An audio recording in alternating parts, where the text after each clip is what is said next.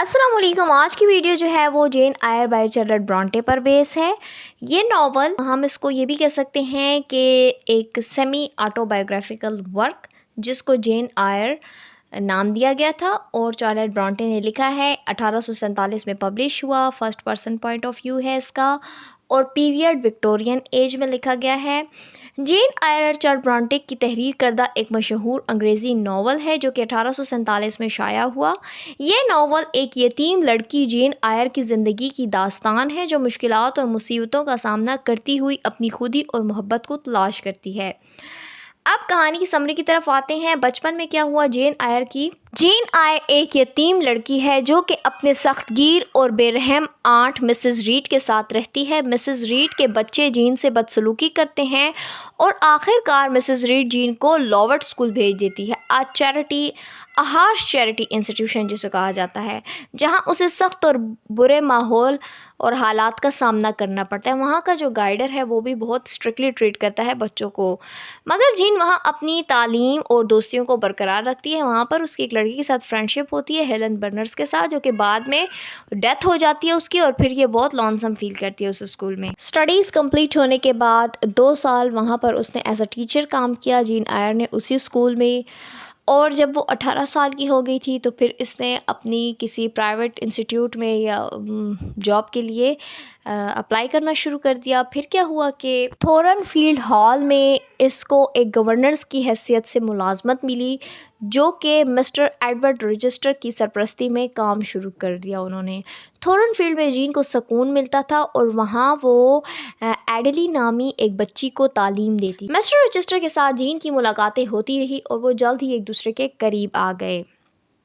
इसके बाद उनमें मोहब्बत पैदा हो गई। मिस्टर रजिस्टर और जीन एक दूसरे से मोहब्बत करने लगते हैं और मिस्टर रजिस्टर जीन को शादी की पेशकश करते हैं और जीन बहुत ही सरप्राइज्ड हो जाती है। वो अनएक्सपेक्टेडली उसको एक्सेप्ट करने की कोशिश करती है, यानी उसको एक्सपेक्ट ही नहीं होती। वहाँ पर एक दूसरी लड़की होती है जो कि मिस्टर रजिस्टर के साथ बहुत ही यानी मीटिंग्स वगैरह करती है और जीन को ये लगता है कि शायद वो मिस्टर रजिस्टर उसको प्रपोज़ करेंगे, जबकि वो इसको कर देते हैं। फिर ये शादी के लिए एग्री हो जाती है, लेकिन शादी के दिन ही एक ऐसा राज फाश होता है कि मिस्टर रजिस्टर पहले से शादीशुदा हैं और उनकी बीवी भर्ता मेसन जो कि पागल हैं थॉर्नफील्ड में छुपी हुई हैं। जीन जब ये सब कुछ देखती तो वो दिल शिकस्ता होकर थॉर्नफील्ड छोड़ने की कोशिश करती है। जेन आयर की ज़िंदगी में एक नया सफ़र शुरू होता है। वो थॉर्नफील्ड को छोड़कर एक जगह जाती हैं जो कि सेंट जॉन रिवर्स का घर है और वहाँ पे उसकी 2 बहनें मैरी और डायना भी उसके साथ हैं। अब कुछ अरसे के बाद उसको पता चलता है कि ये इसके कज़न हैं और ये इसके चचा की औलाद हैं और इसके वालिद ने जो है मरने से पहले इसके लिए बहुत से पैसे छोड़ दिए हैं, यानी कुछ पाउंड्स उसके लिए छोड़ दिए थे। फिर वो क्या करती है कि डायना और मैरी के साथ उसको डिस्ट्रीब्यूट कर लेती है और आपस में इक्वली ये लोग डिवाइड कर देते हैं पैसों को। फिर सेंट जॉन रिवर्स जो है वो उसको अपने घर में पनाह देता है और उसे एक रूरल स्कूल में टीचिंग के लिए जॉब दिलवाता है।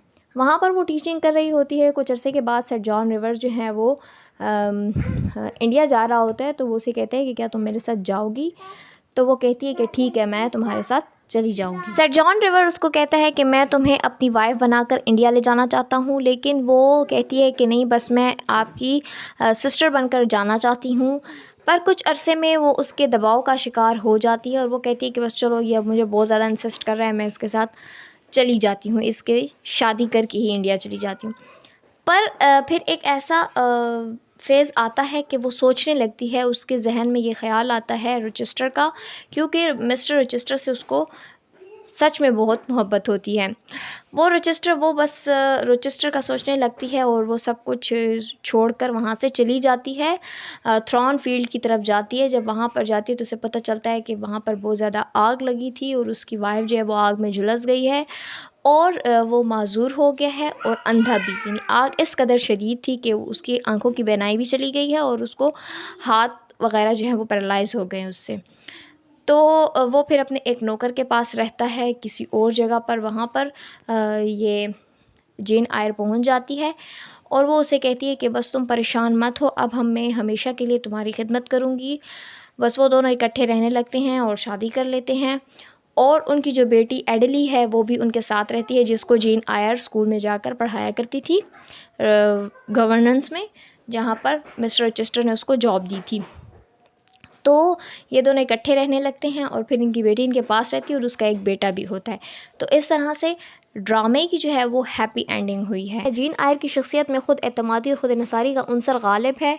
मोहब्बत और मसावात अगर हम देखें तो जीन और मिस्टर रोचेस्टर के ताल्लुकात में मोहब्बत और मसावात नज़र आती है, और जेन आयर एक ताकतवर और मुतासिर कुन कहानी है जो क़ारीन को अपने मजबूत किरदारों और जज्बाती सफ़र के ज़रिए मुतासिर करती है। So guys, it was all about today's novel. Thank you so much for watching the video. See you soon. Take care of yourself. अल्लाह हाफ़िज़।